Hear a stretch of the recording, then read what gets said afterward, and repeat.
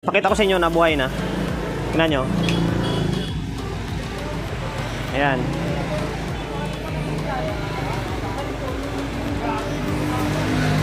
Oh, di ba? Okay na. Buhay na siya. Bali, aandar na yan kapag may speaker and then may audio source.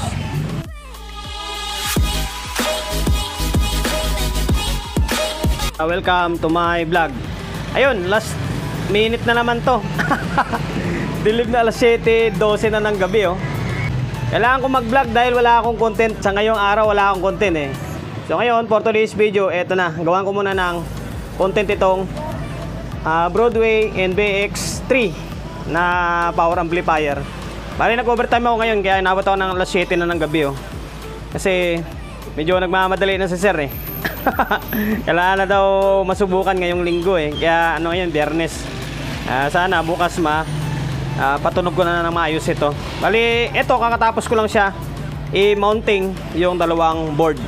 Bali, NBX ito na Broadway NBX 300 na pinalitan ng laman loob. Yan, palit laman loob ito. Yung dating board niya ay ito. Yan, balikuan lang siya. 4 pairs, 4 na pares lang. Tapos ganito lang kahaba yung board niya. Tapos yung transformer niya ay ito. Pasensya na kayo sa background natin, medyo magulo. Kasi nga, siyempre nag-symbol tayo eh. Kaya magulo talaga. Malilinis yan, pag-uwian na lang. Ito yung dating transformer niya. Ito yung board. Ang pinalit natin is itong 10 pairs na. Yan. Pahabol lang ito, siyempre, para meron tayong content. Kasi magdi-December na eh. Sayang yung ads. Ayan, ito, bali 10 pairs yung pinalit ko. Ayan, ito yung request ni sir eh. 10 piraso na or 10 pares na NGW. Ayan, isang channel, ito yung pangalawang channel.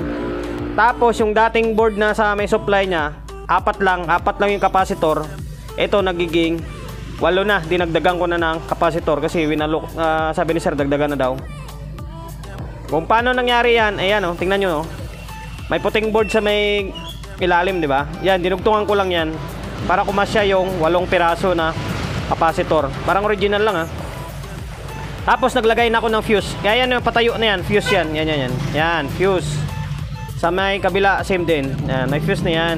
Kasi dati, walang fuse ito. LX20 and then itong NBX is wala akong nakikitang fuse. Wala talagang fuse siya. Kaya naglagay na ako ng fuse para safety yung circuit natin. Oh, angas, di ba? Angas na ng mukha. Bali, ano to? Bali, papatugtugin na lang ito kasi bago ko naman isalpak yung board, yung ito and then ito, pinapatunog ko naman yan sa labas eh bago i-mounting siya eh. Yung ito, yung board sa supply, ayan pa rin yan. Nagdagdag lang tayo ng capacitor. Yung sa may input buffer niya, andyan pa rin. Tapos yung substart na, andyan pa rin. O, ayan. Ganyan na yung nagiging mukha niya. Ilayo natin. Angas na niya, oh. Yung kulang na lang pala dito, guys, is yung bolts and nuts na lang dito para sa transformer niya. Tapos, yung transformer na, ito yung medyo nakakalungkot. Medyo nadumihan na, oh. Puting-puti sana ito. Kaso lang, tingnan nyo naman yung kamay natin. Oh, dumi, di ba? Paano kasi nagbabarina tayo ng kwan eh. Nagbabarina ng itong alum. Eh, siyempre, hindi talaga may iwasan madumihan yung kamay natin. Siyempre, may trabaho tayo eh. Kung wala tayong trabaho, hindi malinis yan. Ayan, tapos yung transformer na nilagay natin, tingnan nyo, alos bangga na yan. Bangga na sa may bubong ito. Nakausap naman kami ni sir eh. Shoutout sa may-ari pala nito. Eto na sir, malapit-lapit na matapos. Bayag naman siya na yung transformer, bangga na sa bubong. Pero okay naman, matotornilyo naman kahit na medyo sayad na sa bubong. Tsaka hindi naman siya delikado kasi balot naman siya ng cotton tape. Yan. Tapos yung supply dati nito is 70. Ano ba yun? Tika lang. Yan. Ito to. 70 dati yung supply niyan. Ang ginawa ko is nagiging kwa na ito. 87 087 na yan. Taas na. Hindi ko na pwedeng taasan pa kasi pag tinasan ko pa, hindi na siya kakasya and then tataas. Basta, ganyan lang talaga. Mataas na yan, yung 85, 87 mataas na yan sa ganitong klaseng amplifier. Ang laki ng tinalon, di ba? Tapos ang taas ng amperahe nito. Kasi ang wire gauge nito is ang baba oh. Parang nasa 5 buto lang ito eh. Tansya ko mga nasa 19 or 20 gauge ito eh. Oh, nipis, di ba? Pino. Tapos ang pinalit ko ritong wire gauge is number 16. 16 yung primary, 16 din yung secondary niya. Kasi kung lalakihan ko pa lalo yung secondary, wala na, lalong tataas. Hindi na sasakto dito, lalong baka hindi na matakpan siya. Oh, yan. Tapos, ang driver na ginamit natin ay siyempre, walang kamatayang Rakula. Rakula lover tayo eh. Oh, ito yung kabilang channel. Yung board na ginamit ko, wala nang relay ito. Driver lang ito, tapos iuwalay yung speaker protect niya, iwalay. Kasi meron na siyang speaker protect yung dati pa yun. Di ba? Isang channel, isang channel. Kaya yung board na nilagay ko ay wala na ring speaker protect. Dito na lang siya. Kaya maiksi lang siya oh. Ito yung isang channel. Medyo yung wiring, hindi pa, medyo kalat pa ito. Ito medyo malinis dito kasi maganda yung pagkasinta ko. Yung ito lang, kasi ano oras na ngayon eh, pauwi na ako. Bali tinapos ko lang yung pag-mounting nito. Malay bukas, oras sa sunod na video na lang. Tatali ko na maayos yan. And then syempre sa sound check natin, testing natin doon sa may speaker ko.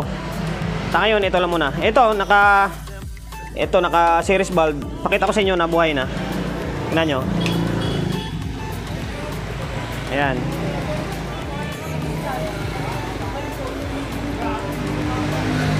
Oh, di ba? Okay na. Yung pan niya, balak ko sanang dagdagan yung pan. Ito. Balak ko dagdagan. Ang problema, may nakaharang ditong soft start. Medyo alanganin. Pero tama na siguro yan. Malakas naman yung pan niya eh. Pabuga naman yung pan eh. Pwede na siya yan. Pwede na yan. O yan, buhay na siya. Bali, aandar na yan kapag may speaker and then may audio source. Yan, mga 10 minuto lang or 8 minutes lang na vlog eh, okay na ito. Ang layo, di ba? Ganito kahaba oh. Halos doblehin mo ito. Yan oh. Yan, ito. Tapos, and then ito. Doble nga. Dalawang ganito. Angas. Medyo nahirapan ako mag-asinta nito kasi sagad-sagaran yung pwesto ng casing. Halos, 1 lang kasi ito eh. 2 RU or 3 RU ito. 1 RU.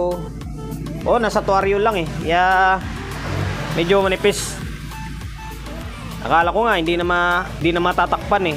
Pero okay naman. Yan lang, buhay na siya oh. Audio source na lang talaga kailangan. Angas. O yun lang, hanggang dito na lang yung vlog ko. Para kahit paano eh, meron tayong maiko-content. Abangan nyo na lang sa sunod na video nito, yung pagsa-soundcheck. And then, siyempre, pagkuha ni Sir. Sir, ito na, malapit-lapit na.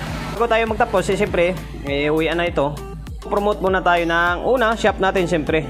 Sa mga gusto magpapa-repair, medyo malapit-lapit na dito sa may area ko, along Taoyo, Quezon City. O pwedeng walk-in, pwedeng deliver, tumatanggap ako nyan. And then shoutout pala sa may customer ko nung nakaraan na dinayo tayo rito alas 6 pala na umaga, nandito na parang Bacoor. Shoutout sa iyo sir, salamat. And then yun na, address number 41 Don Julio Gregorio Street, sa Oyo Road, sa Oyo, Quezon City. Yun, mga social media natin, Facebook page sa mga hindi pa nakapag-follow, paki-follow. And then siyempre paki-share ng mga walang kwentang video natin. Doon, YouTube channel sa mga hindi pa nakapag-subscribe, paki-subscribe, like, share. And then siyempre paki-hit ng bell button sa gilid para updated tayo sa mga susunod na video natin. Ingat, God bless, and then peace sa atin lahat.